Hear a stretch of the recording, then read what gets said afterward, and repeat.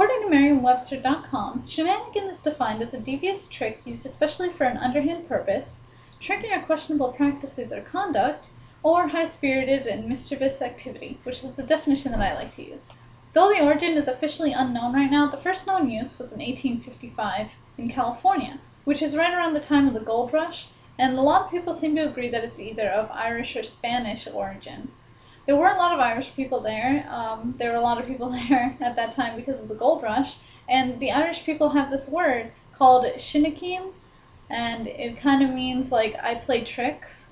So that's where they're getting the Irish idea from. The Spanish origin argument is coming from the fact that we got California from Mexico, coincidentally through certain shenanigans. Add to that the fact that the Spanish word for trick or deceit is chanada, and you have a pretty good argument for Spanish being the origin of this word.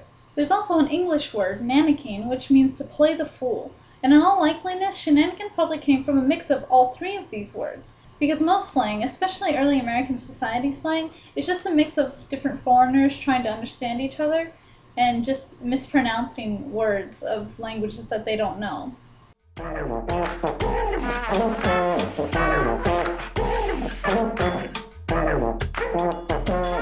Like most people, I'm not really sure why this meme makes me laugh so much, but it's pretty much impossible for someone who's hearing it for the first time not to give at least like a hidden chuckle at it, just because it's so ridiculous sounding. The saying comes from a 4chan post where an anon is asking people to tell about times that someone really rustled your jimmies. And then he goes on to describe himself supposedly ordering an egg cream for a girl in a poodle skirt when a greaser comes in and pours the egg cream on his head, making him look bad, and so he ends up going alone to the dance.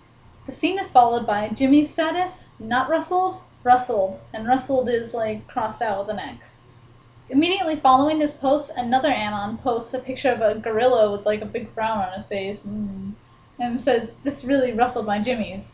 The first response post really cemented the ideas of gorillas having their jimmies rustled more than anyone else, and eventually a stupid-looking gorilla from a cereal box became the poster gorilla for having jimmies rustled.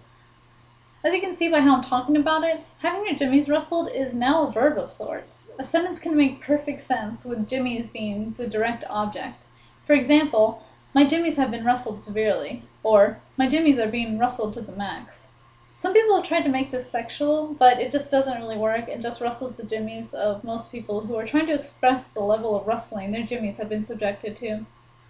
Hope you all enjoyed this, and I'll be back with another word and another piece of the internet soon.